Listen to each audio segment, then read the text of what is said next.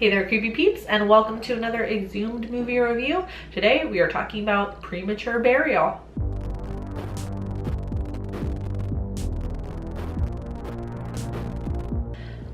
Really quick though, before I get into any of that, I want to say thank you to my creepy patron peeps for your support of my channel. Thank you so much. If you want to find out the perks to being a creepy patron peep, you can follow that link in the description. Speaking of creepy patron peeps, one of his perks for being a patron, Josh requested me to review this movie. So thank you so much for your request, Josh. Now let's get into this.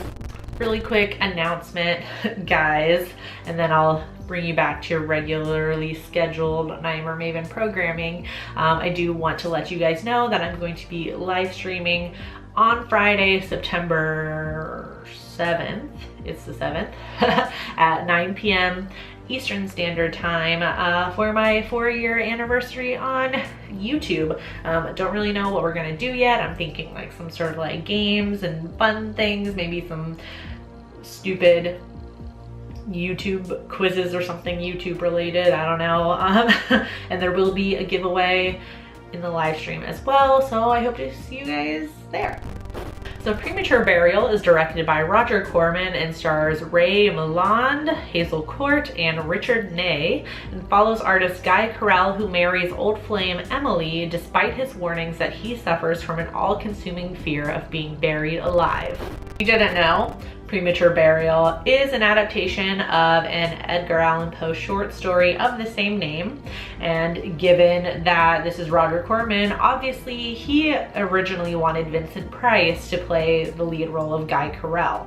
But Price was under a strict contract with AIP at the time, who did Corman's previous two Poe films, The Pit and the Pendulum and House of Usher. So Corman went with Milland. Before principal photography began, the company that Corman did get financing from for this movie, Pathé Labs, I'm not sure how you say it, ended up actually selling the production to AIP.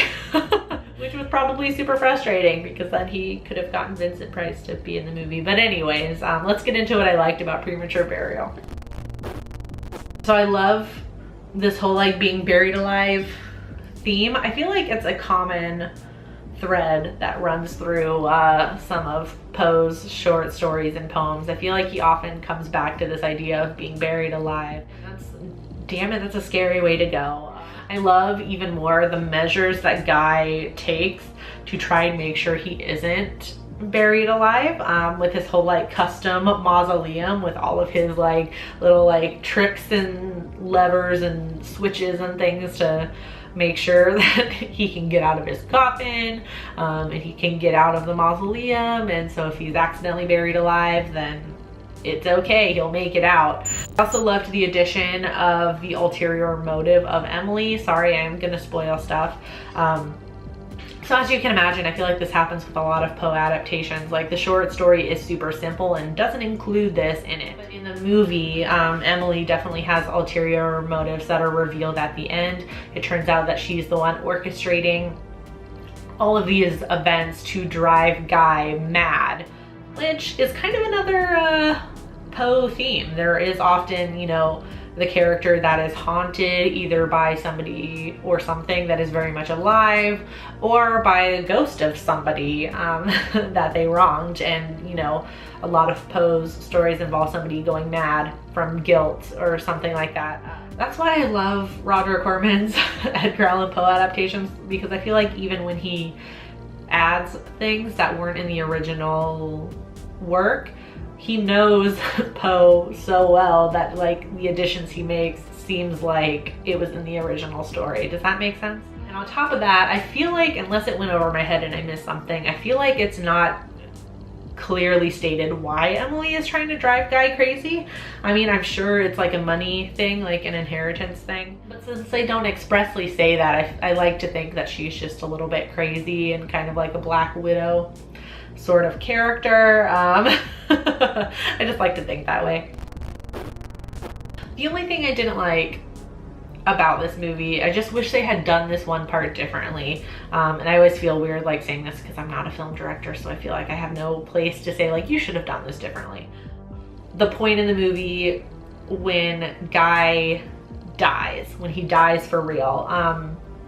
I don't think I've actually mentioned this, but part of the reason why he is terrified to be buried alive is because he suffers from catalepsy, where he falls unconscious and it seems like he is dead, but he is actually alive. It all comes to like a big climactic moment where Guy opens his father's tomb, who he's convinced that his father was buried alive, part of his fear also, and it is set up to look like his father was actually buried alive. So he faints, and it seems like he dies from a heart attack. So, you know, we go through the motions where they go through all these checks to see if Guy is alive, and they pronounce him dead, and then there's the funeral, and then him being buried in the ground. And all through this, we're hearing Guy's voiceover, like it's his thoughts in his head, like I'm alive, please, somebody. And I feel like that kind of ruined it, because up until that point in the movie, it's very much still up in the air whether Guy actually suffers from catalepsy or if he's just gone mad from fear. And I liked that, like that you don't know through so much of the movie, like it works both ways.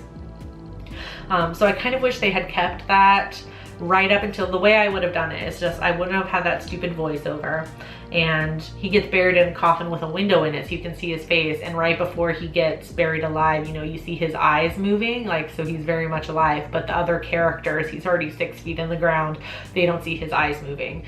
So I think it would have been way more effective to not have that voiceover, so all through the funeral you think he's actually dead, and then right before the dirt hits his coffin in the movie, you see his eyes move. I just wish they had done it that way. I feel like that would have been way more suspense, and you know, would have kept up that like kind of audience conflict of like, is he actually alive or did he actually die? We don't know.